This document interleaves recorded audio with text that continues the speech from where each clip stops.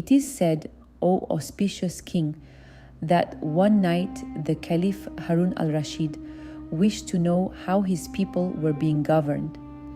Disguising himself, he set out to walk the streets of Baghdad and listen to the voices of the common folk. Jafar, let us go down into the city in disguise and learn of the state of our subjects. To hear is to obey, Commander of the Faithful. They said to me, among mankind, you with your wisdom are a moonlit night. I said, do not say this to me. There is no wisdom without power. There is no wisdom without power. Were they to try to pawn me and my wisdom, together with my books and my inkstand, for one day's worth of food, it would not work, and such a bargain would be thought contemptible. The poor, their state, their life, how dark they are with troubles. In summer they cannot find food, and in the cold they have to warm themselves over a brazier. Street dogs attack them, and they are the butt of every despicable man. When one of them complains about his lot, there is none to excuse him among all mankind. Such is the life of the poor man. It will be best for him when he is in his grave. O old man, what is your trade? I am a fisherman, my lord. I left home at midday, but up till now, God has not provided me with anything to feed my family. I am tired of life and wish that I were dead. Come with us to the Tigris. Cast your net, and I will buy whatever you catch for 100 dinars. The chest was placed before the commander of the faithful, and the air in the chamber grew heavy with unease. With a signal from the Caliph, Masrur broke open the lock, revealing a tightly bound basket sewn with red woolen thread. They cut the thread and unwrapped layer after layer, a woven carpet, a silk shawl, until at last the dreadful secret within was unveiled. The body of a young woman lay inside, cruelly dismembered, her pale skin marred with deep gashes. Her lifeless eyes, once full of youth, were now frozen in an expression of terror, as though she had met her fate with neither mercy nor warning. Her delicate hands, severed from her arms, lay upon her chest, as if arranged by a remorseful killer. The chamber was filled with the stifling silence of death, and the weight of an unspeakable crime pressed upon the hearts of those who beheld her. Dog of a Vizier, are people to be murdered and thrown into the river during my reign, so that I am to be held responsible for them on the day of judgment?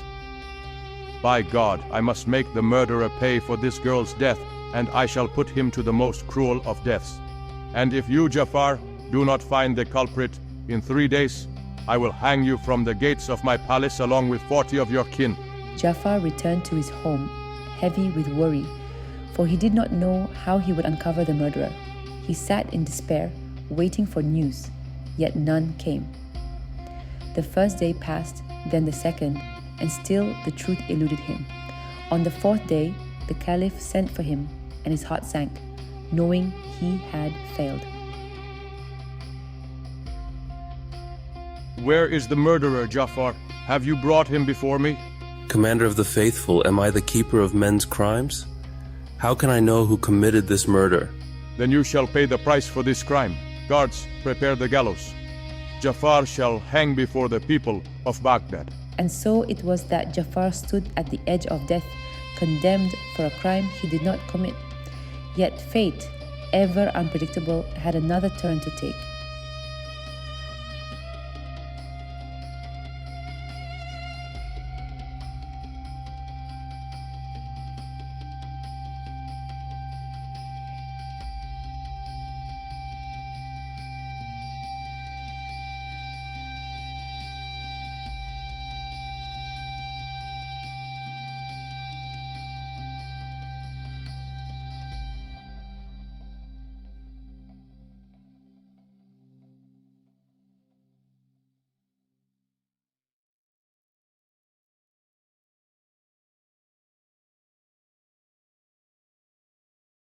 Stop.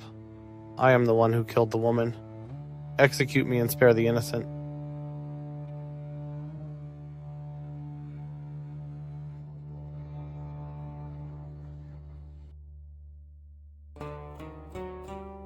No, I am the murderer. Let him go and punish me instead. Which of you truly committed the crime? Speak! Commander of the Faithful, this woman was my wife and my cousin. I loved her dearly, and she bore me 3 sons. One day she fell ill and longed for an apple. I searched the markets but found none. I journeyed to Basra, where I bought 3 apples from the royal orchard. After 15 days I returned home and gave them to her. Days later, while at my shop, I saw a black slave playing with one of the apples. When I asked him about it, he said, "My mistress gave it to me."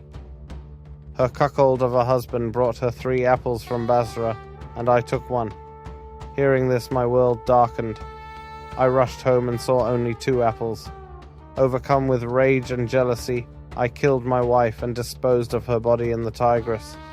Later, my son confessed that he had taken an apple to play outside, and that a black slave had stolen it. At that moment, I realized I had killed her unjustly.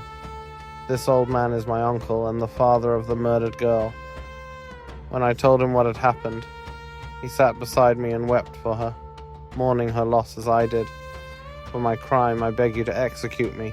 By God, I shall hang no one except the slave responsible for this crime.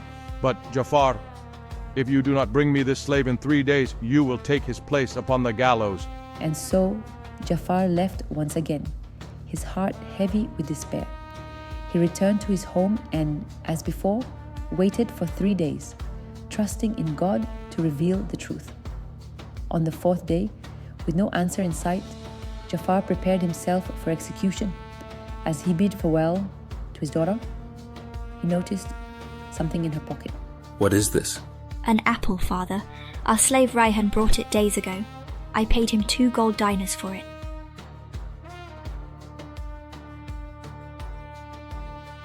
Where did you get this apple? Master, I took it from a boy in the street.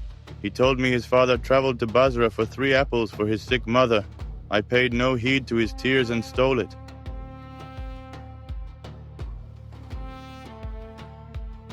Commander of the Faithful, the true culprit is found.